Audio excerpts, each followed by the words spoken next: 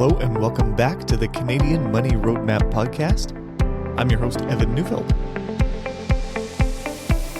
Today is part 5 of my summer series, where I'll have shorter, more frequent episodes on the topics of investing smarter and reducing taxes.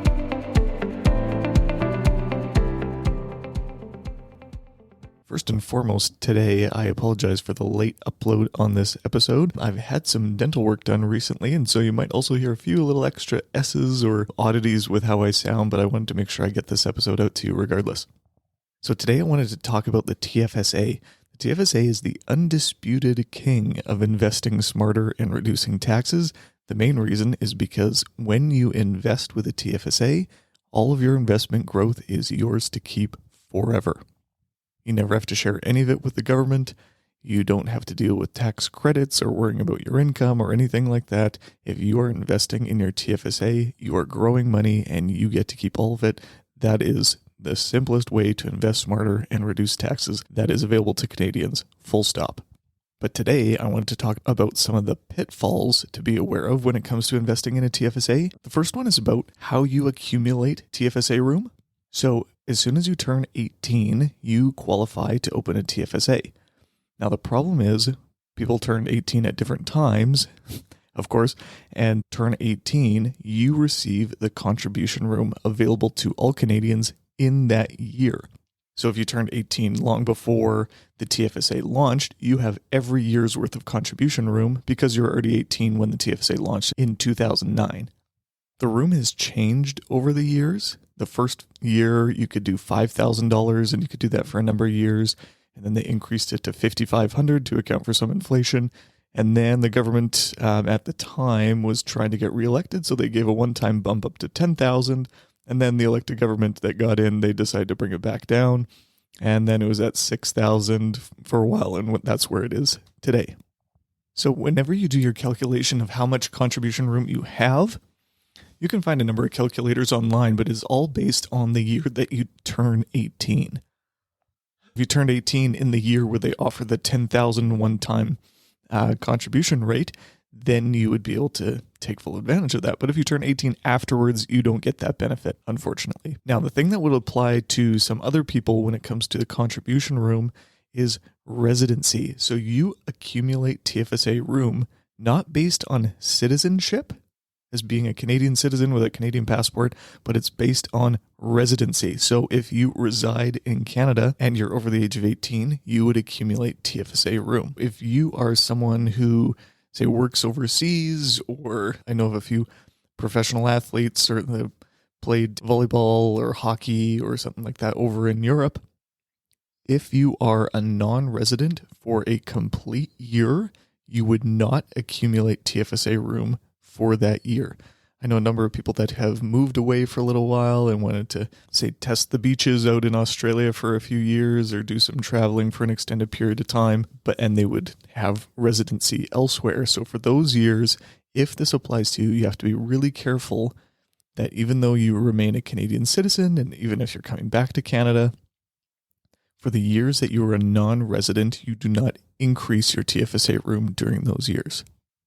Now, I guess I should maybe clarify what happens if you overcontribute. So say you have the maximum amount of $75,500 of contribution room. Say you've taken advantage of all of that in your TFSA, but for whatever reason, maybe you forgot, or there was an accident or something like that, and you overcontributed, you put too much in there, so you put $80,000 in there. What happens is you'll get a nasty letter from CRA. More often than not, it's a warning if it's your first time, or if it appears to be an accident anyways. But if it looks a little bit more egregious, or maybe this is time 3 or 4 or something like that, they can give you a penalty. And the penalty for overcontributing to a TFSA is pretty ugly. They would charge you 1% per month on the amount that has been overcontributed. So that can really add up, especially if you're contributing significant amounts of money to your TFSA. Now, the way to get around that, which you'll see in the letter, is that you can remove the amount of the overcontribution, and your financial institution will then notify CRA at the following year so that they know that you've actually made that withdrawal. But also, if you wait for the next calendar year, when you get additional contribution room, they wash each other out. So I'm not telling anybody to take a penalty or pay 1% TFSA tax for any reason, but if you wait for the following year, there is a chance that the elapsed time and the additional contribution room will take care of your overcontribution problem. Finally, the last TFSA pitfall that you want to be aware of is the fact that you cannot claim capital losses in a TFSA. Let's break that down a little bit. So there's a couple ways where this might create some problems for you.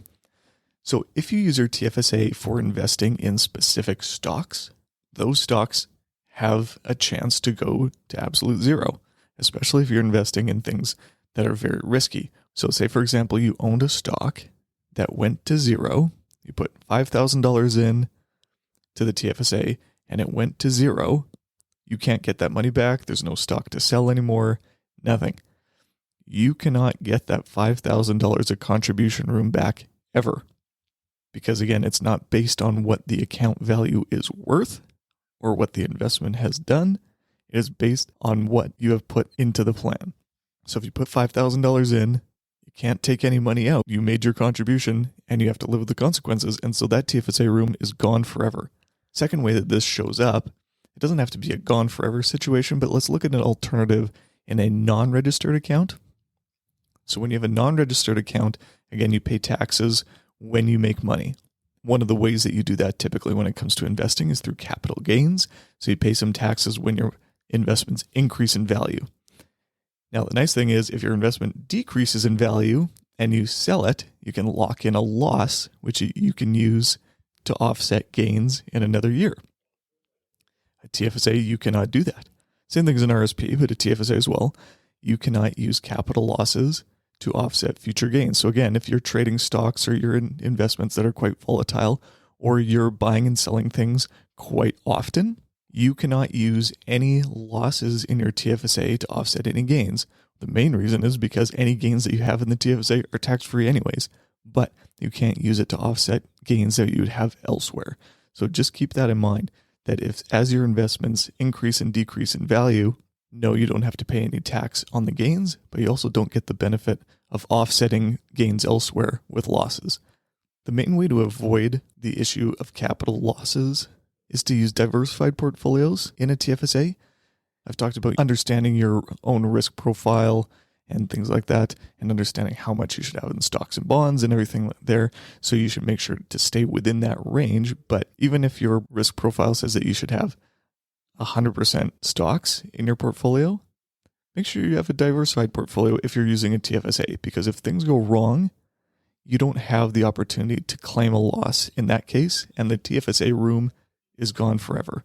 So make sure you're using diversified portfolios, ETFs, mutual funds, things like that, to make sure that you're getting the most bang for your buck when investing in a TFSA.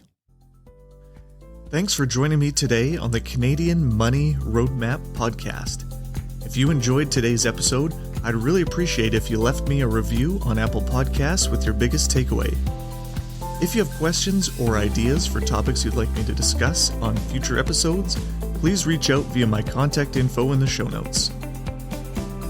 This podcast is intended to be educational in nature, and you should always consult your financial, tax, and legal advisors before making changes to your financial plan. Any rates of return discussed are historical or hypothetical and are to be used for educational purposes only. Evan Neufeld is a qualified associate financial planner and registered investment fund advisor. Mutual funds are provided through Sterling Mutuals Inc.